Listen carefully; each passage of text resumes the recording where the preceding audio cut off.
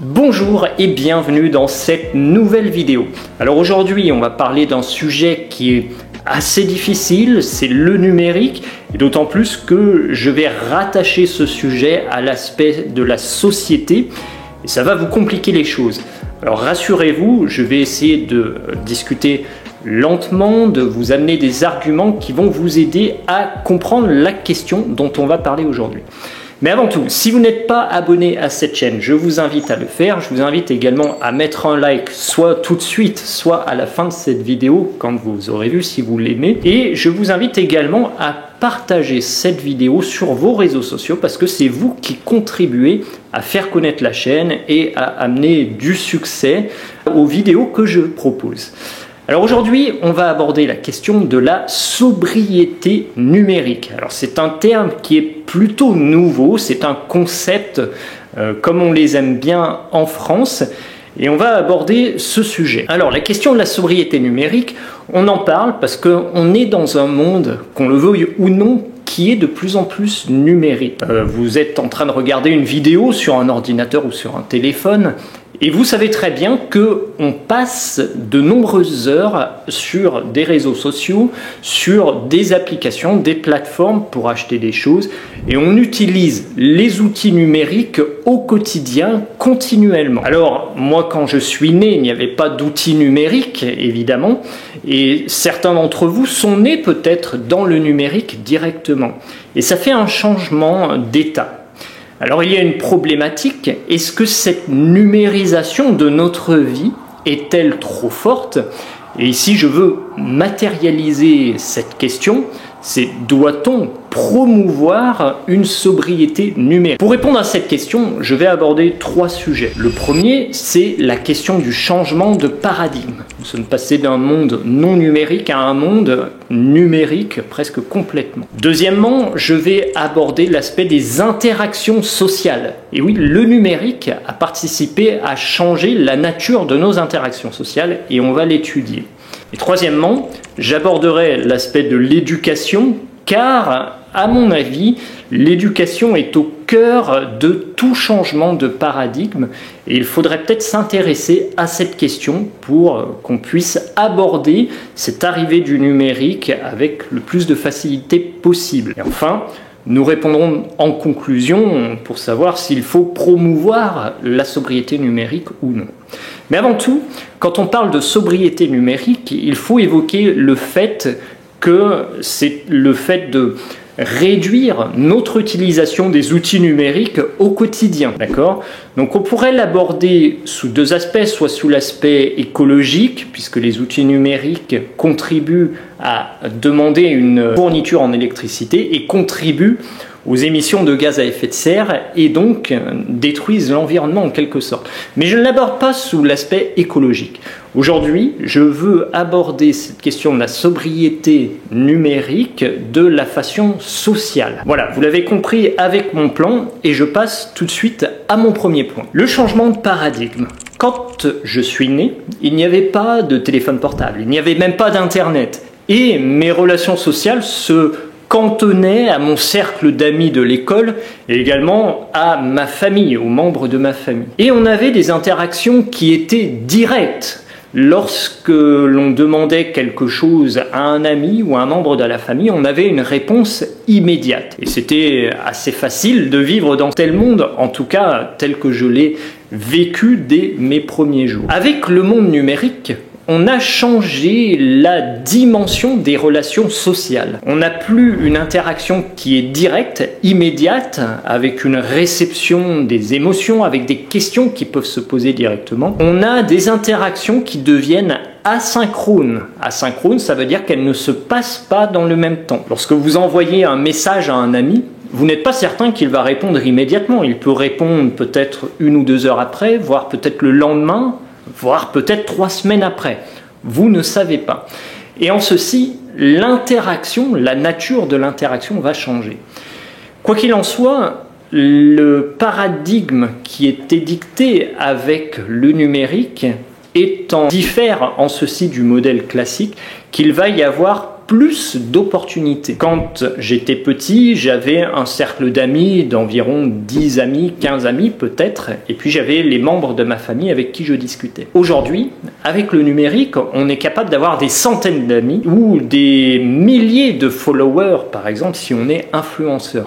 Et en ceci, ça change vraiment la relation qu'on a avec le monde. Et les interactions, ici je rentre dans mon deuxième point, les interactions vont complètement changer. Avec un nombre d'opportunités qui est quasiment illimité sur Internet, on va avoir une manière d'interagir avec les gens qui sera bien différente. Nous n'aurons plus besoin d'être dans une relation profonde, d'être dans une relation de confiance qui se construit sur le long terme, jour après jour. Il y aura toujours cette notion de confiance, mais elle sera beaucoup plus faible que ce que l'on pouvait attendre auparavant. La relation se basera sur des émotions qui sont exprimées très différemment.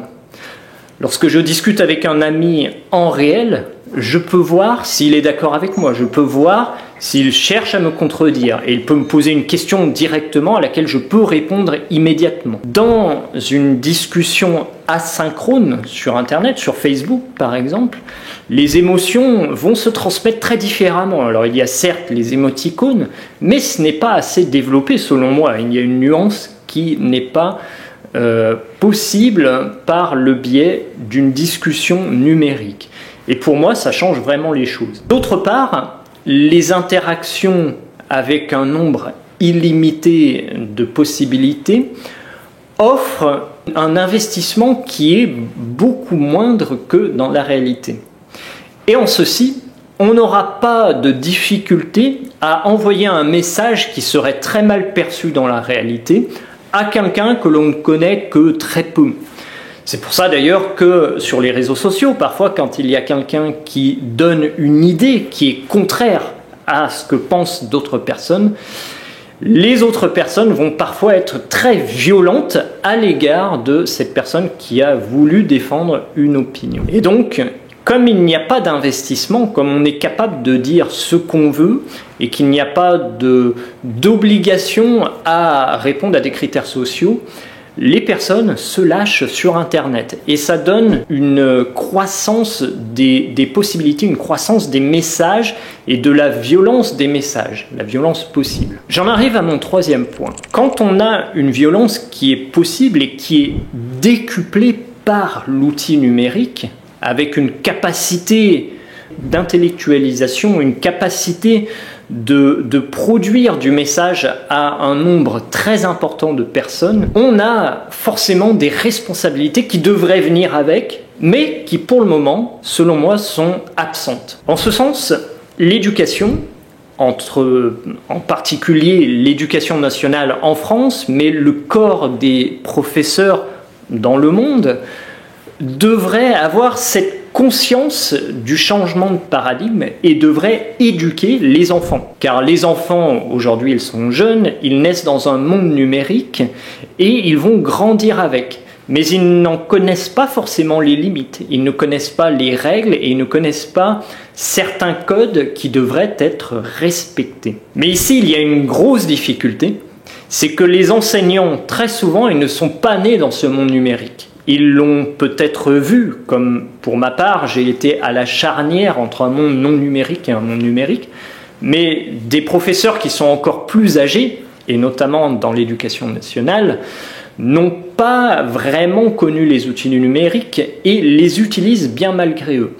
Et s'ils doivent définir un ensemble de règles ou un ensemble de bonnes pratiques avec le numérique, ils vont être en difficulté. Et c'est ici qu'il y a vraiment une discussion de fond à avoir, une concertation.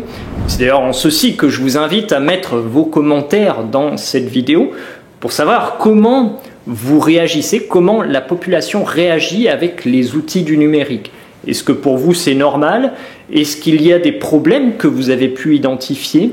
Est-ce qu'il y a des solutions que vous aimeriez proposer? J'aimerais vraiment vous lire à ce sujet et c'est pour ça que j'ouvre le débat dans les commentaires de cette vidéo. Donc pour conclure, faut-il promouvoir cette idée de la sobriété numérique? Pour ma part, je pense que oui. La sobriété numérique, c'est le fait de réduire son activité sur les outils numériques. Autrement dit, on a une difficulté aujourd'hui à percevoir tous les dangers qui sont présents sur le chemin du numérique et tout ce que cela va induire dans le futur de la société. Aussi, une mesure prudente, c'est de dire que l'on accepte les outils numériques, mais on va essayer d'en être moins dépendant. Nous ne sommes pas obligés de passer 3 heures par jour sur les réseaux sociaux. On pourrait se contenter de n'en passer que 20 minutes chaque jour pour répondre plus ou moins à ses amis. Et on pourrait consacrer 2 heures ou un peu plus à voir un ami dans la réalité et entretenir des relations humaines au plus possible. Donc voilà, en ce sens, la sobriété numérique pour moi est une condition de l'acceptation et du bon usage des outils numériques. Et c'est surtout une question beaucoup plus profonde, c'est que les outils numériques nous offrent beaucoup de possibilités, mais le danger, c'est vraiment l'aliénation de l'être humain par l'outil numérique. Mais ça, ce sera l'objet d'un autre débat. Voilà, je vous remercie pour votre attention, j'espère que cette vidéo vous a plu et j'espère que vous pourrez laisser votre opinion, vos commentaires dans la vidéo, dans les commentaires qui sont prévus à cet effet. Et je vous dis à très bientôt dans un prochain sujet.